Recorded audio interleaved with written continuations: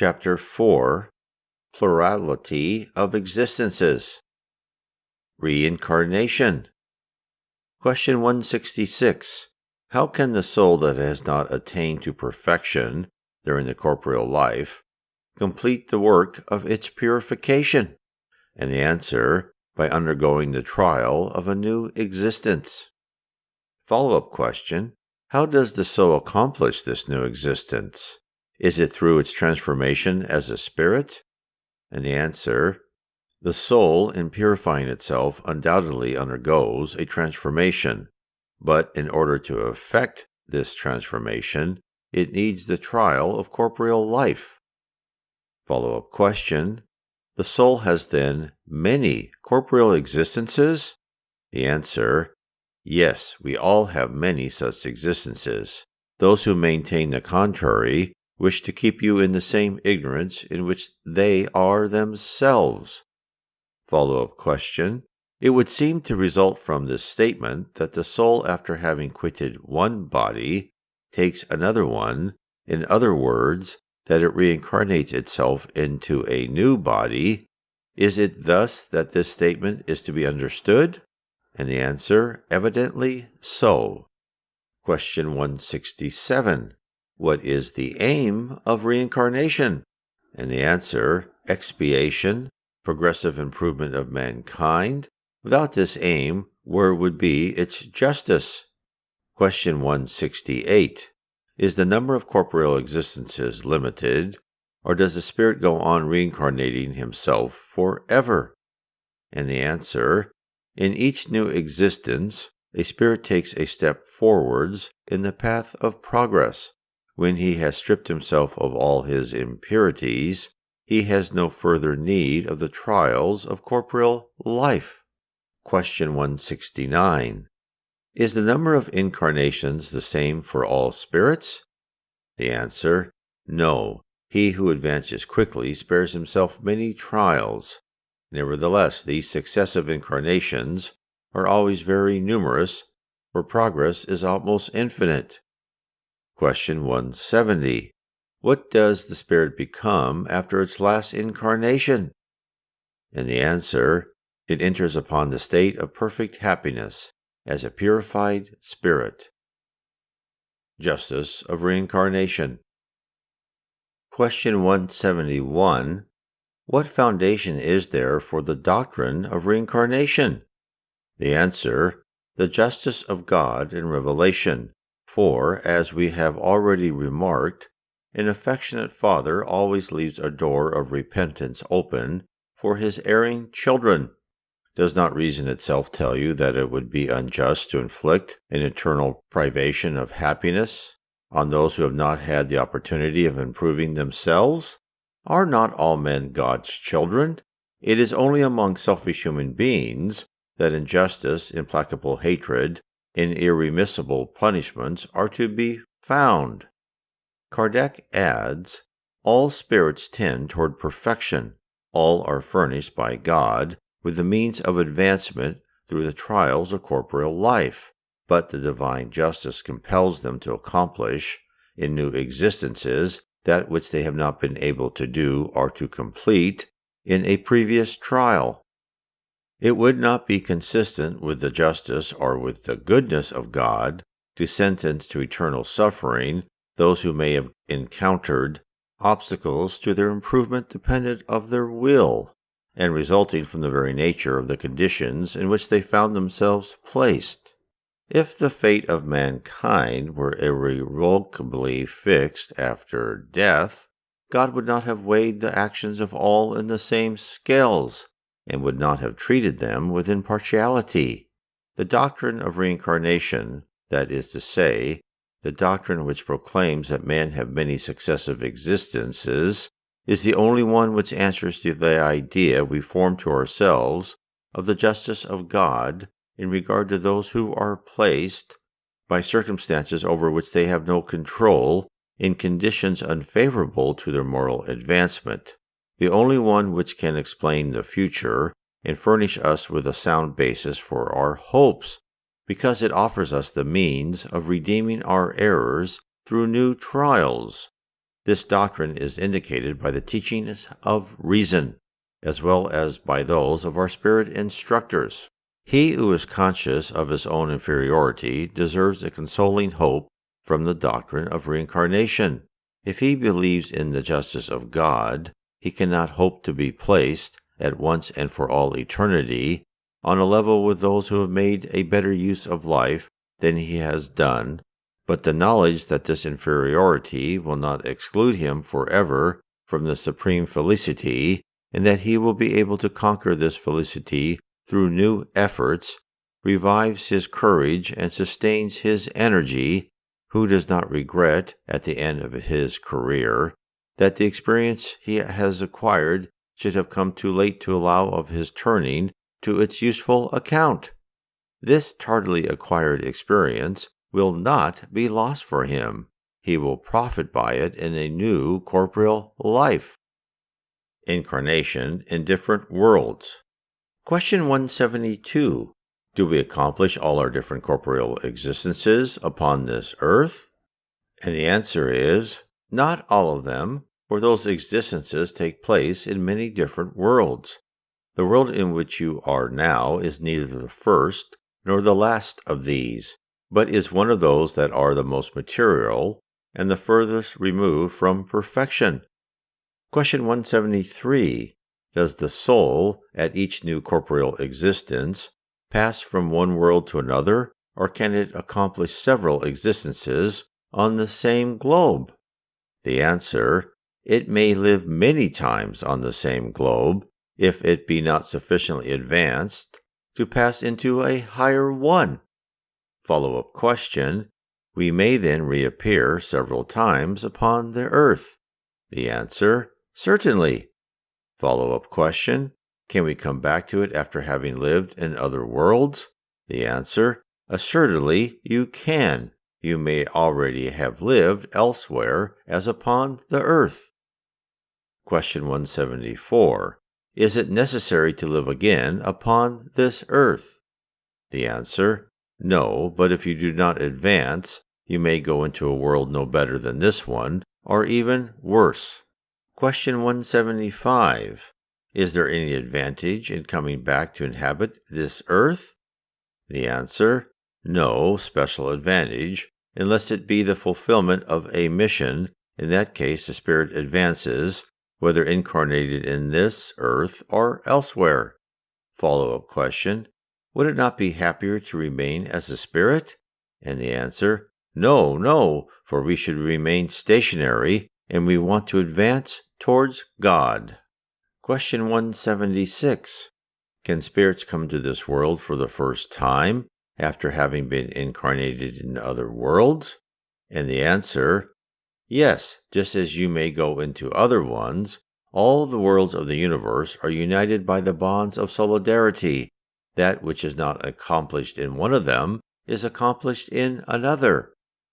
Follow-up question: some of those who are now upon this earth are here then for the first time? The answer: many of them are so, and at various degrees of advancement. Follow-up question: is there any sign by which we can know the spirits who are here for the first time? And the answer: such knowledge would not be of the slightest use to you. Question 177. In order to arrive at the perfection and the supreme felicity, which are the final aim of mankind, is it necessary for a spirit to pass through all the worlds that exist in the universe? And the answer: no, for there are a great number of worlds of the same degree in which a spirit would learn nothing new. Follow-up question: how then are we to explain the plurality of his existences upon the same globe? The answer: he may find himself each time he comes back in very different situations, which afford him the opportunity of acquiring new experience. Question 178. Can spirits live corporally in a world relatively inferior to the one in which they have already lived? And the answer: yes, when they have to fulfill a mission in aid of progress, and in that case they joyfully accept the tribulations of such an existence, because these will furnish them with the means of advancement. Follow-up question. May this not occur also as an expiation, and may not rebellious spirits be sent by God into worlds of lower degree? And the answer, spirits may remain stationary, but they never retrograde. Those who are rebellious are punished by not advancing and by having to recommence their misused existences under the conditions suited to their nature. Follow-up question. Who are they that are compelled to recommence the same existence? The answer, they who fail in the fulfillment of their mission or in the endurance of the trial appointed to them. Question 179. Have all the human beings who inhabit any given world arrived at the same degree of perfection? And the answer, no, it is in the other worlds as upon the earth. There are some who are more advanced, and others who are less so. Question 180. In passing from this world into another one, does a spirit retain the intelligence which he possessed in this one? And the answer, undoubtedly he does. Intelligence is never lost, but he may not have the same means of manifesting it, for that depends both on his degree of advancement and on the quality of the body he will take. Question 181. Have the human beings who inhabit the other worlds bodies like ours? And the answer, they undoubtedly have bodies, because it is necessary for the spirit to be clothed with matter in order to act upon matter. But this envelope is more or less material according to the degree of purity at which each spirit has arrived. And it is these graduations of purity that decide the different worlds through which we have to pass. For in our Father's house there are many mansions, and therefore many degrees among those mansions. For there are some who know this, and possess the consciousness of this fact while upon the earth, and there are others who have no such intuition. Question 182. Can we obtain any exact knowledge of the physical and moral state of the different worlds? And the answer, we, spirits, can only reply according to the degree at which you have arrived. That is to say, that we must not reveal these things to all, because some are not in the state which would enable them to understand such revelations, and would be confused by them. Kardec adds, in proportion as the spirit becomes purified, the body with which he clothes himself also approaches more nearly to the spirit nature. The matter of which his body is composed is less dense. He no longer crawls heavily on the surface of the ground. His bodily needs are less gross, and the various living beings in those higher worlds are no longer obliged to destroy one another in order to feed themselves. A spirit incarnated in those worlds enjoys a greater degree of freedom and possesses, in regard to the objects at a distance, orders of perception of a nature unknown to us. He sees what we see only in thought. The purification of spirits determine the moral excellence of the corporeal beings in whom they are incarnated. The animal passions become weaker, and selfishness gives place to the sentiment of fraternity. Thus, in worlds of higher degree than our earth, wars are unknown, because no one thinks of doing harm to his fellow beings, and there is consequently no motive for hatred or discord. The foresight of their future, which is intuitive in the people of those worlds, and the sense of security resulting from a conscience void of remorse, cause them to look forward to death without fear, as being simply a process of transformation, the approach of which they perceive without the slightest uneasiness. The duration of a lifetime in the different worlds appears to be proportionate to the degree of moral and physical superiority of each world, and this is perfectly consonant with reason. The less material is the body, the less subject it is to the vicissitudes which disorganize it. The purer the spirit, the less subject is it to the passions which undermine and destroy it. This correspondence between moral and physical conditions is a proof of the beneficence of providential law even in worlds of low degree, as the duration of the suffering, which is the characteristic of life in those worlds, is thus rendered proportionally shorter. Question 183. In passing from one world to another, does the spirit pass through a new infancy?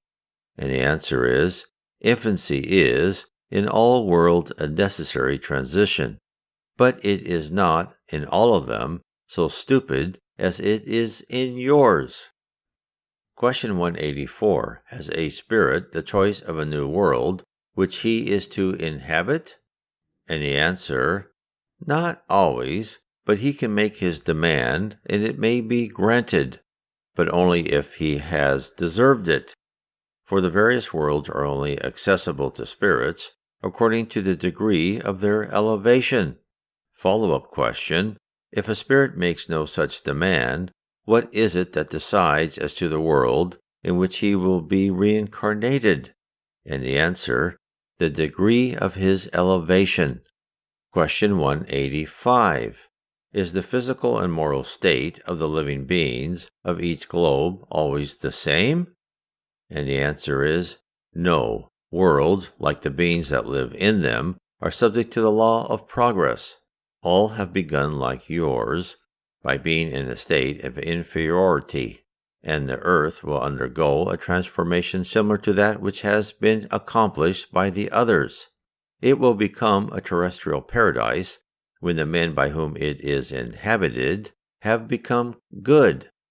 Kardec adds, the races which now people the earth will gradually disappear and will be succeeded by others more and more perfect. Those transformed races will succeed the races now upon the earth, as these have succeeded earlier races, still more gross than the present ones. Question 186. Are there worlds in which the spirit, ceasing to inhabit a material body, has no longer any other envelope than the perispirit? And the answer is yes, and this envelope itself becomes so etherealized that for you it is as though it did not exist. This is the state of the fully purified spirits. Follow-up question. It would seem from this statement that there is no clearly marked line of demarcation between the state of the latter incarnations and that of pure spirit. And the answer, no such demarcation exists, the difference between them growing gradually less and less. They blend into one another as darkness of night melts into dawn. Question 187. Is the substance of the perispirit the same in all globes? The answer, no, it is more or less ethereal on passing from one world to another. A spirit clothes himself with the matter proper to each, changing his envelope with the rapidity of lightning. Question 188. Do the pure spirits inhabit special worlds, or are they in universal space without being attached to any particular globe? And the answer is, the pure spirits inhabit certain worlds, but they are not confined to them as men are confined to the earth. They possess, in a higher degree than any others, the power of instantaneous locomotion, which is equivalent to ubiquity. Kardec adds, according to the statement of spirits, the earth, as regards the physical and moral qualities of its inhabitants, is one of the least advanced of all the globes of our solar system. Mars is stated to be a point even lower than that of the earth, and Jupiter to be greatly superior to the earth in every respect. The sun is not a world inhabited by corporeal beings, but is a place of meeting for the spirits of higher order, who from thence send out the radiations of their thought towards the other worlds of our solar system, which they govern through the instrumentality of spirits of a less elevated degree, to whom they transmit their action by the intermediary of the universal fluid. As regards to its physical constitution, the sun would appear to be a focus of electricity and all the other suns seem to be identical with ours in nature and function. The size of planets and their distance from the sun have no necessary relation with their degree of advancement, for Venus is said to be more advanced than the Earth, and Saturn is declared to be less advanced than Jupiter. The souls of many persons well known on this earth are said to be reincarnated in Jupiter, one of the worlds nearest to perfection, and much surprise has been felt on hearing it stated that persons who, when here, were not supposed to merit such a favor should have been admitted in so advanced a globe. But there is nothing in this fact that needs surprise us, if we consider first that certain spirits who have inhabited this planet may have been sent hither in fulfillment of a mission which, to our eyes, did not seem to place them in the foremost rank. Secondly, that they may have had, between their lives here and in Jupiter, intermediary existences in which they have advanced. And thirdly, that there are innumerable degrees of development in that world as in this one, and that there may be as much differences between these degrees as there is amongst us, between the savage and the civilized man. It no more follows that a spirit is on a level with the most advanced beings of Jupiter, because he inhabits the planet, that it follows that an ignoramus is on a level with a philosopher, because he inhabits the same town. The conditions of longevity also are as various in other worlds as they are on our earth, and no comparison can be established between the ages of those who inhabit them. A person who has died some years previously, on being evoked, stated that he has been incarnated for 6 months in a world the name of which is unknown to us. Being questioned as to his age in that world, he replied, "That is a point which I am unable to decide, because in the first place, we do not count time in the same way as you do, and in the next place, our mode of existence is not the same as yours. Our development is much more rapid in this world, for although it is only 6 of your months since I came here, I may say that as regards to intelligence, I am about what one usually is at the age of 30 in your earth." A great number of similar replies have been given by other spirits, and these statements contain nothing improbable. Do we not see upon our earth a host of animals that acquire their normal development in the course of a few months? Why should not men do the same in the other sphere? And it is to be remarked, moreover, that the degree of development acquired by a man at the age of 30 upon the earth may be only a sort of infancy in comparison with what he is destined to arrive at in worlds of higher degree. Short-sighted indeed are they who look upon our present selves as being in all respects the normal type of creation, and to suppose that there can be no other modes of existence than our present one, is in sooth a strange narrowing of our idea of the possibilities of the divine action. Progressive transmigrations. Question 189. Does the spirit enjoy the plenitude of his faculties from the beginning of his formation? The answer, no, for the spirit, like the man, has his infancy. Spirits at their origin have only an instinctive existence and scarcely any consciousness of themselves or of their acts. It is only little by little that their intelligence is developed. Question 190. What is the state of the soul at its first incarnation? The answer, a state analogous to that of infancy, considered in its relation to a human life. Its intelligence is only beginning to unfold itself. It may be said to be essaying to live. Question 191. Are the souls of savages in a state of infancy? The answer, of relative infancy, but they are souls that have already accomplished a certain amount of development, for they have passions. Follow-up question. Passions, then, are a sign of development?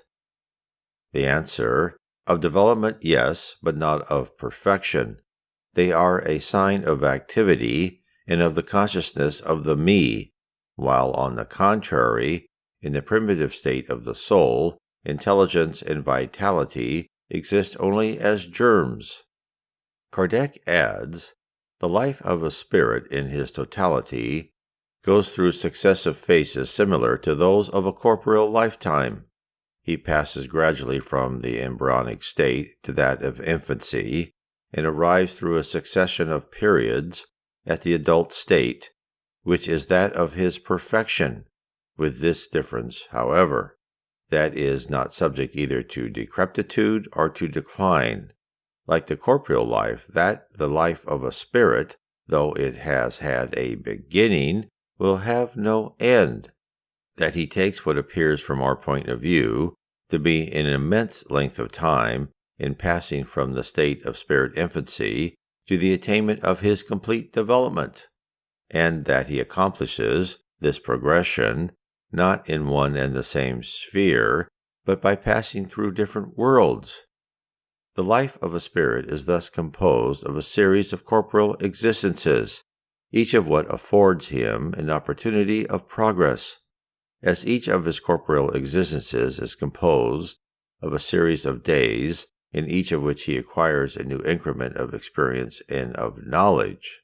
But just as in a human lifetime there are days which bear no fruit, so in the life of a spirit there are corporeal existences which are barren of profitable result, because he has failed to make a right use of them. Question 192. Is it possible for us, by leading a perfect life in our present existence, to overleap all the intervening steps of the ascent, and thus to arrive at the state of pure spirits, without passing through the intermediate degrees? The answer: no, for what a man imagines to be perfect is very far from perfection. There are qualities which are entirely unknown to him, and which he could not now be made to comprehend.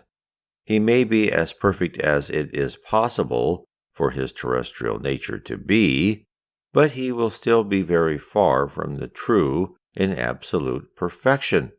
It is just as with the child, who, however precocious he may be, he must necessarily pass through youth to reach adult life, or as the sick man who must pass through convalescence before arriving at the complete recovery of his health. And besides, a spirit must advance in knowledge as well as in morality. If he has advanced only in one of these directions, he will have to advance equally in the other in order to reach the top of the ladder of perfection. But it is none the less certain that the more a man advances in his present life, the shorter and the less painful will be the trials he will have to undergo in his subsequent existences. Follow-up question: can a man at least ensure for himself, after his present life, a future existence less full of bitterness than this one? And the answer is yes, undoubtedly. He can abridge the length and difficulties of the road. It is only he who does not care to advance that remains always at the same point. Question 193. Can a man in his new existences descend to a lower point than that which he has already reached? And the answer: as regards his social position, yes, but not as regards his degree of progress as a spirit. Question 194. Can the soul of a good man in a new incarnation animate the body of a scoundrel? The answer: no, because a spirit cannot degenerate. Follow-up question: can the soul of a bad man become the soul of a good man? And the answer: yes, if he have repented, and, in that case, his new incarnation in the reward of his efforts at amendment. Kardec adds, the line of march of all spirits is always progressive, never retrograde. They raise themselves gradually in the hierarchy of existence, they never descend from the rank at which they have once arrived. In the course of their different corporeal existences, they may descend in rank as men, but not as spirits. Thus, the soul of one who has been at the pinnacle of earthly power may, in a subsequent incarnation, animate the humblest day laborer, and vice versa. For the elevation of ranks among men is often in the inverse ratio of that of the moral sentiments. Herod was a king, and Jesus a carpenter. Question 195. Might not the certainty of being able to improve oneself in a future existence lead some persons to persist in evil courses, though knowing that they will always be able to amend at some later period? And the answer is, he who could make such a calculation would have no real belief in anything, and such a one would not he any more be restrained by the idea of incurring eternal punishment, because his reason would reject that idea, which leads to every sort of unbelief. An imperfect spirit, it is true, might reason in that way during his corporeal life, but when he is freed from his material body, he thinks very differently, for he soon perceives that he has made a great mistake in his calculations, and this perception causes him to carry an opposite sentiment into his next incarnation. It is thus that progress is accomplished, and it is thus also that you have upon the earth some men who are farther advanced than others, because some possess experience that the others have not yet acquired, but that will be gradually acquired by them. It depends upon each spirit to hasten his own advancement or to retard it indefinitely. Kardec adds, the man who has an unsatisfactory position desires to change it as soon as possible.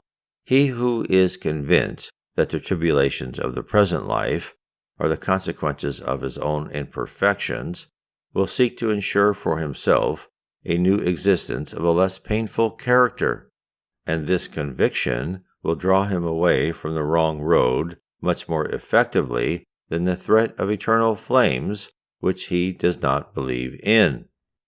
Question 196. As spirits can only be ameliorated by undergoing the tribulations of corporeal existence, it would seem to follow that the material life is a sort of sieve or strainer by which the beings of the spirit world are obliged to pass in order to arrive at perfection. And the answer, yes, that is the case. They improve themselves under the trials of corporeal life by avoiding evil and by practicing what is good. But it is only through many successive incarnations or purifications that they succeed, after a lapse of time which is longer or shorter, according to the amount of effort put forth by them, till reaching the goal towards which they tend. Follow-up question: is it the body that influences the spirit for its amelioration, or is it the spirit that influences the body? And the answer, your spirit is everything. Your body is a garment that rots and nothing more. Kardec adds, a material image of the various degrees of purification of the soul is furnished by the juice of the grape. It contains the liquid called spirit or alcohol, but weakened by the presence of various foreign elements which change its nature, so that it is only brought to a state of absolute purity after several distillations, at each of which it is cleared of some portion of its impurity. The still represents the corporeal body into which the spirit enters for its purification. The foreign elements represent the imperfections from which the perispirit is gradually freed in proportion as the spirit approaches the state of relative perfection. Fate of children after death. Question 197. Is the spirit of a child who dies in infancy as advanced as that of an adult? And the answer, he is sometimes much more so, for he may previously have lived longer and acquired more experience, especially if he be a spirit who has already made considerable progress. Follow-up question. The spirit of a child may then be more advanced than that of his father? And the answer, that is very frequently the case. Do you not often see examples of this superiority in your world? Question 198. In the case of a child who has died in infancy, and without having been able to do evil, does his spirit belong to the higher degrees of the spirit hierarchy? And the answer, if he has done no evil, he has also done nothing good, and God does not exonerate him from the trials which he has to undergo. If such a spirit belongs to a high degree, it is not because he was a child, but because he had achieved that degree of advancement as the result of his previous existences. Question 199. Why is it that life is so often cut short in childhood?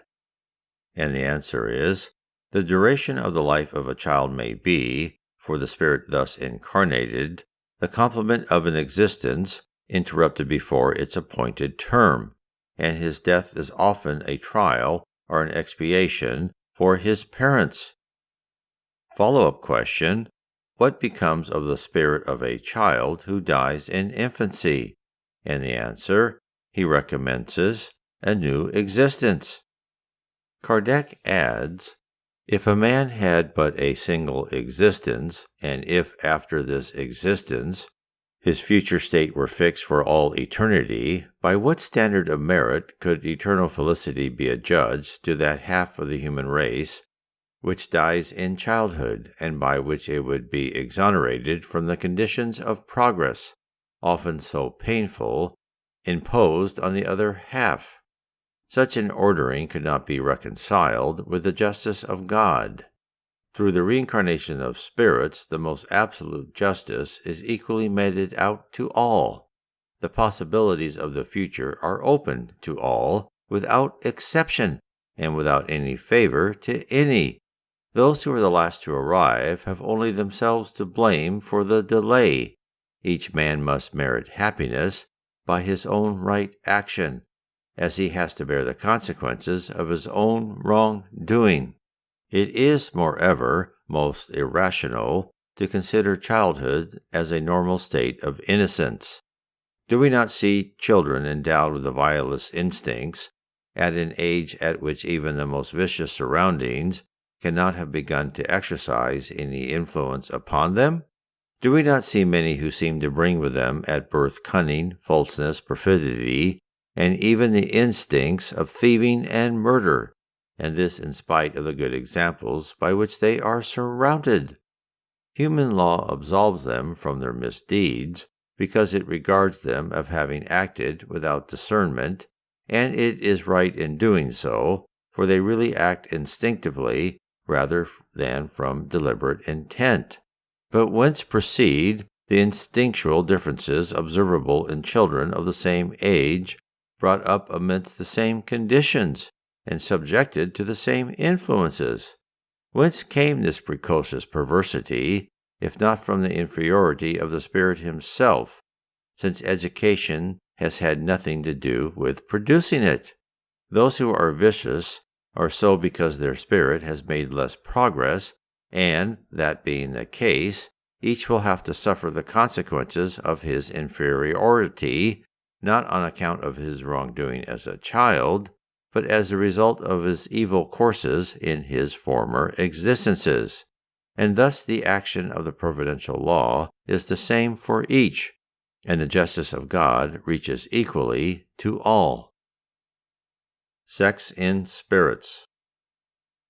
Question 200. Have spirits sex? And the answer, not as you understand sex, for sex in that sense depends on the corporeal organization. Love and sympathy exist among them, but founded on similarity of sentiments. Question 201. Can a spirit who has animated the body of a man animate the body of a woman in a new existence, and vice versa? And the answer, yes, the same spirits animate men and women. Question 202. Does a spirit, when existing in the spirit world, prefer to be incarnated as a man or as a woman? And the answer, that is a point in regard to which a spirit is indifferent, and which is always decided in view of the trials which he has to undergo in his new corporeal life.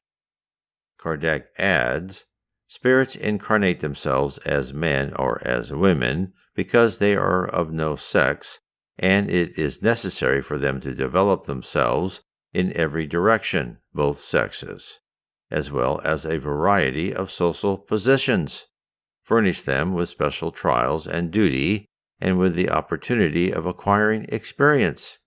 A spirit who has always incarnated itself as a man would be only known by men, and vice versa. Relationship, filiation.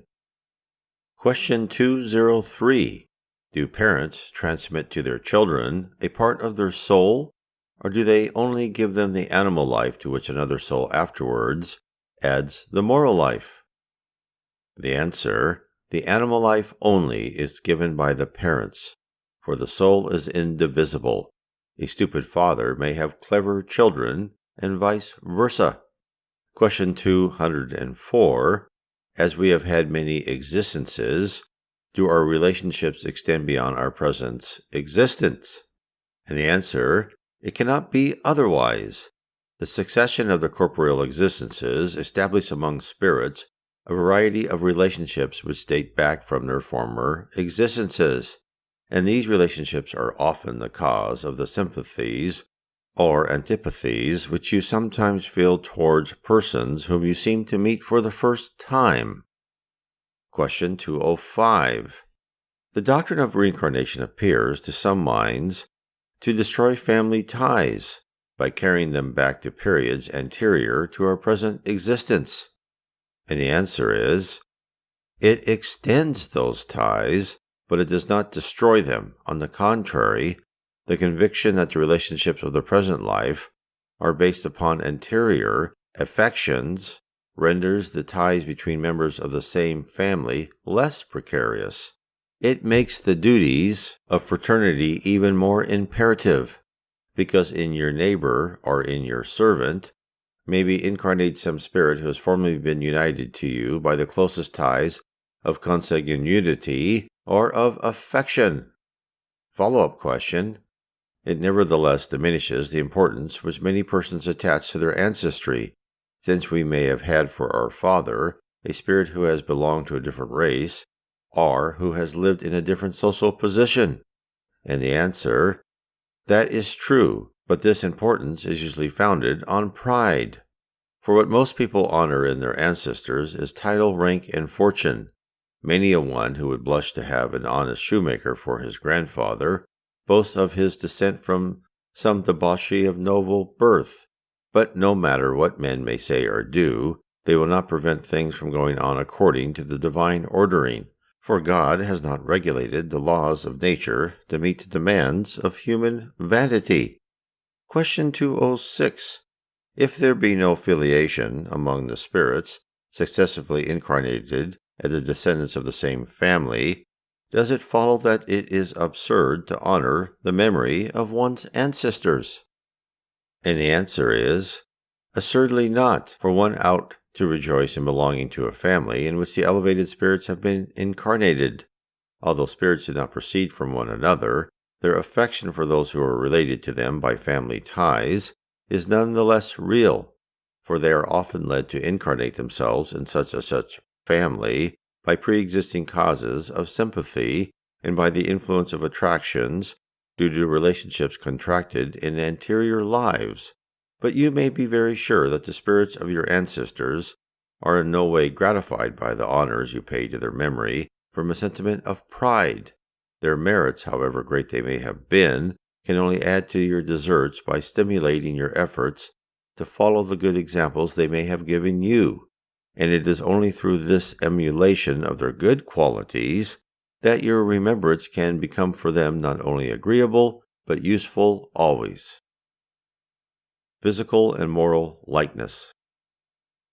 Question 207. Parents often transmit physical resemblance to their children. Do they also transmit them moral resemblance? And the answer, no, because they have different souls or spirits.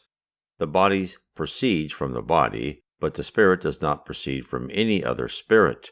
Between the descendants of the same race, there is no other relationship than that of consanguinity. Follow-up question: what is the cause of the moral resemblance that sometimes exists between parents and children? And the answer, the attractive influence of moral sympathy, which brings together spirits who are animated by similar sentiments and tendencies. Question 208. Are the spirits of the parents without influence upon the spirit of their child after its birth? And the answer, they exercise, on the contrary, a very great influence upon it. As we have already told you, spirits are made to conduce to one another's progress. To the spirits of the parents is confided the mission of developing those of their children by the training they give to them.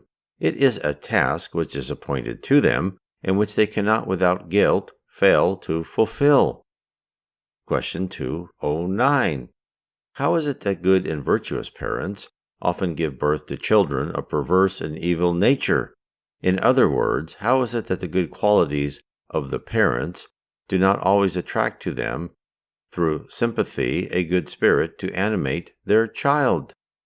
And the answer, a wicked spirit may ask to be allowed to have virtuous parents, in the hope that their counsels may help him to amend his ways, and God often confides such a one to the care of virtuous persons, in order that he may be benefited by their affection and care.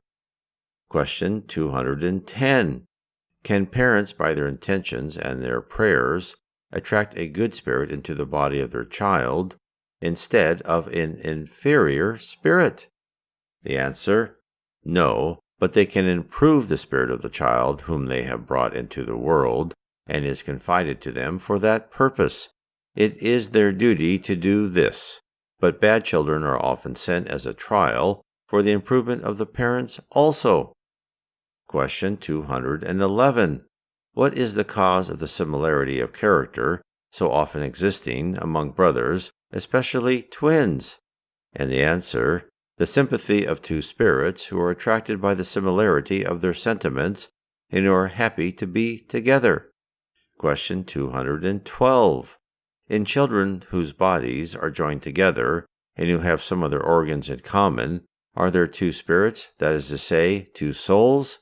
And the answer, yes, but their resemblance to one another often makes them seem to you as though there were but one. Question 213. Since spirits incarnate themselves in twins from sympathy, whence comes the aversion that is sometimes felt by twins for one another? And the answer, it is not a rule that only sympathetic spirits are incarnated as twins. Bad spirits may have been brought into this relation by their desire to struggle against each other on the stage of corporeal life. Question 214. In what way should we interpret the stories of children fighting in their mother's womb? And the answer, as a figurative representation of their hatred to one another, which, to indicate its inveteracy, is made to date from before their birth. You rarely make sufficient allowance for the figurative and poetic elements in certain statements. Question 215. What is the cause of the distinctive character which we observe in each people? And the answer, spirits constitute different families, formed by the similarity of their tendencies, which are more or less purified according to their elevation. Each people is a great family formed by the assembling together of sympathetic spirits. The tendency of the members of these families to unite together is the source of the resemblance which constitutes the distinctive character of each people. Do you suppose that good and benevolent spirits would seek to incarnate themselves among a rude and brutal people? No. Spirits sympathize with masses of men as they sympathize with individuals. They go to the regions of the earth with which they are most in harmony. Question 216. Does the spirit in his new existence retain any traces of the moral character of his former existences? And the answer, yes, he may do so, but as he improves, he changes. His social position also may be greatly changed in his successive lives. If, having been a master in one existence, he becomes a slave in another, his taste will be altogether different, and it would be difficult for you to recognize him. A spirit being the same in his various incarnations, there may be certain analogies between the manifestations of character in his successive lives, but these manifestations will, nevertheless, be modified by the change of conditions and habits incident to each of his new corporeal existences, until through the ameliorations thus gradually effected, his character has been completely changed, he who was proud and cruel becoming humble and humane through repentance and effort. Question 217. Does a man, in his different incarnations, retain any traces of the physical character of his preceding existences? And the answer, the body is destroyed, and the new one has no connection with the old one. Nevertheless, the spirit is reflected in the body, and although the body is only matter, yet being modeled on the capacities of the spirit, the latter impresses upon it a certain character that is more particularly visible in the face, and especially in the eyes, which have been truly declared to be the mirror of the soul, that is to say, that the face reflects the soul more especially than does the rest of the body.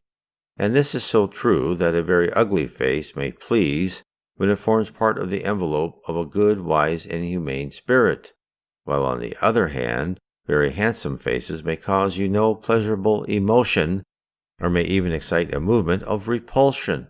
It may seem at first that only well-made bodies could be the envelopes of good spirits, and yet you see every day virtuous and superior men with deformed bodies, without there being any marked resemblance between them.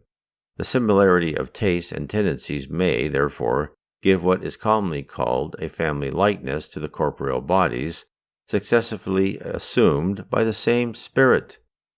Kardec adds, the body with which the soul is clothed in a new incarnation, not having any necessary connection with the one it has quitted, since it may belong to quite another race, it would be absurd to infer a succession of existences from a resemblance which may be only fortuitous, but nevertheless the qualities of the spirit often modify the organs which serve for their manifestations, and impress upon the countenance and even the general manner a distinctive stamp. It is thus that an expression of nobility and dignity may be found under the humblest exterior, while the fine clothes of the grandee are often unable to hide the baseness and ignominy of their wearer. Some persons who have risen from the lowest position adopt without effort the habits and manners of the highest ranks, and seem to have returned to their native element, while others, notwithstanding their advantages of birth and education, always seem to be out of their proper place in refined society. How can these facts be explained, unless as a reflex of what the spirit has been in his former existences? Innate ideas. Question 218. Does the spirit retain, when incarnated, any trace of the perceptions he has had and the knowledge he had acquired in its former existences? And the answer, there remains with him a vague remembrance which gives him what you call innate ideas. Follow-up question, then the theory of innate ideas is not a chimera? The answer, no, the knowledge acquired in each existence is not lost. A spirit, when freed from matter, always remembers what he has learned. He may, during incarnation, forget partially and for a time, but the latent intuition which he preserves of all that he has once known aids him in advancing. Were it not for this intuition of past acquisitions, he would always have to begin his education over again. A spirit, at each new existence, takes his departure from the point at which he had arrived at the close of his preceding existence. Question 219. If that be the case, there must be a very close connection between two successive existences. And the answer, that connection is not always so close as you suppose it to be, for the conditions of the two existences are often very different, and in the interval between them, the spirit may have made considerable progress. Question 220. What is the origin of the extraordinary faculties of those individuals who, without any preparatory study, appear to possess intuitively certain branches of knowledge, such as languages, arithmetic, etc.? And the answer, the vague remembrances of their past, the result of progress previously made by the soul, but of which it has no present consciousness. From what else could these intuitions be derived? The body changes, but the spirit does not change, although he changes his garment. Question 221. In changing our body, can we lose certain intellectual faculties, as, for instance, the taste for art? And the answer, yes, if you have sullied that faculty or made a bad use of it. Moreover, an intellectual faculty may be made to slumber during an entire existence, because the spirit wishes to exercise another faculty having no connection with the one which, in that case, remains latent, but will come again into play in a later existence. Question 222. Is it to a retrospective remembrance that are due the instinctive sentiment of the existence of God, and the presentiment of a future life which appear to be natural to man even in a savage state? And the answer, yes, to a remembrance which man have preserved of what he knew as a spirit before he was incarnated, but pride often stifles this sentiment. Follow-up question, is it to this same remembrance that are due certain beliefs analogous to Spiritist doctrine, which are found among every people? And the answer, that doctrine is as old as the world, and is therefore to be found everywhere. An ubiquity which proves it to be true. The incarnate spirit, preserving the intuition of a state as a spirit, possesses an instinctive consciousness of the invisible world, but this intuition is often perverted by prejudices and debased by the admixture of superstitions resulting from ignorance. For those interested in learning more about Spiritism, you can find the entire The Spirits book on PDF. Look up Allan Kardec /PDF on your favorite search engine. If you wish to explore more about the levels of heaven and the attributes of a spirit and the future of earth, I suggest you read my series of 3 books, starting with Heaven and Below, next Spirits and the Spirit Universe, and the 3rd book, How Spirits Guide Us. God bless.